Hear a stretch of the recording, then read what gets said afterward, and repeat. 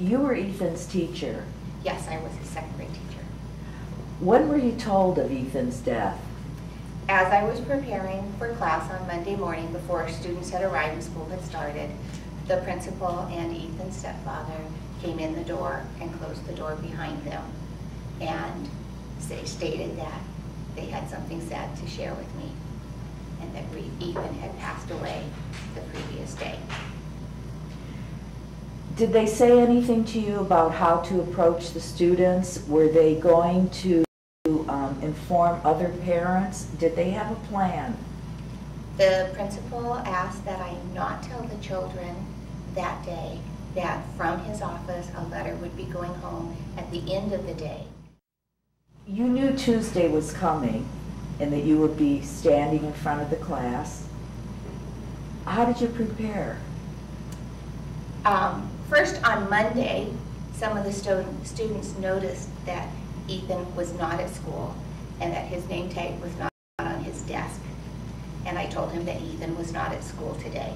I did not want to tell any untruths to the students, but I also had to respect my administrator's plan as well as their parents.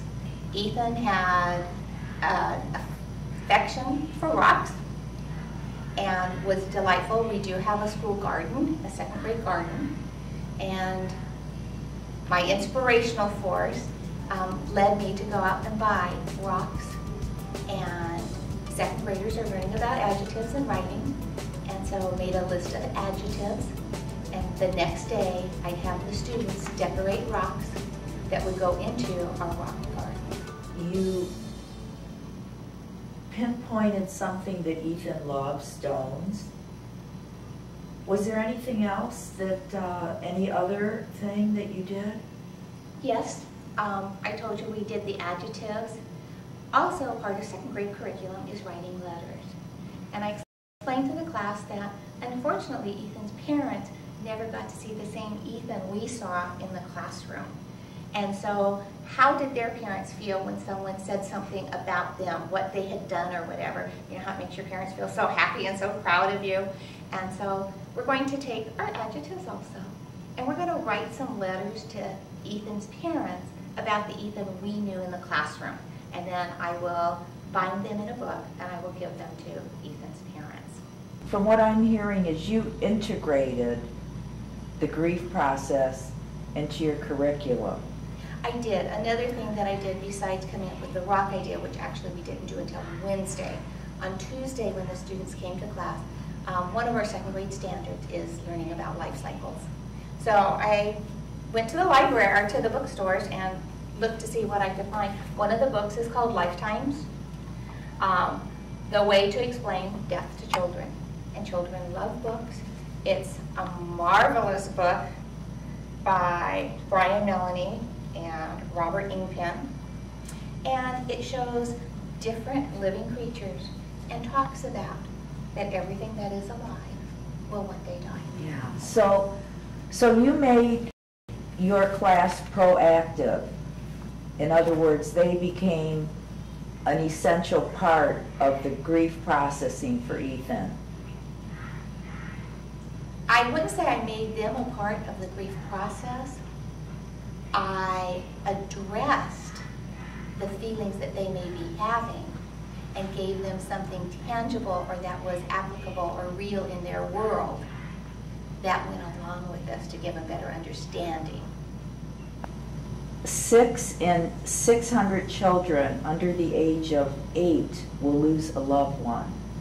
And it's not just a loved one, it's a family member. Okay. Okay.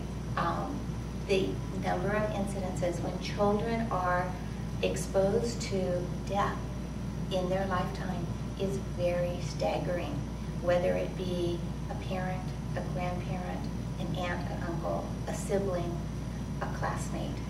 And they all need to respond to that loss and know that that's normal. Their response is normal, and we need to be able to guide them to have a healthy response. And that is the teacher's role in essence when something like this happens. It's our role in that each student that we see every day, anything that impacts their life becomes part of our teaching process, teaching day. Children deal with everything differently, whether it's a incident on the playground, feeling they're bullied, feeling that someone's giving them undue attention or unwanted attention, okay, or a loss. It could be the loss of their pet, okay? We need to respond to that.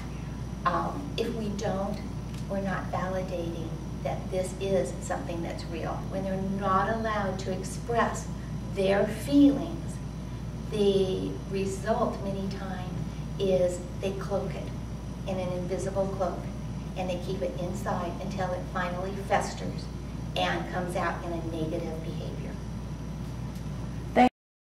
Thank you, Rosalind. How about we walk out to the garden now, Absolutely. Take a look at the rocks. Okay, this is the garden at Ladera, and every grade level has a section, and in the second grade section is where we placed Ethan's rocks. Children got to express their feelings through their placement of the rock, their decorating of the rock. It gave them just another piece that they could physically do, that made the grieving process a sad time. It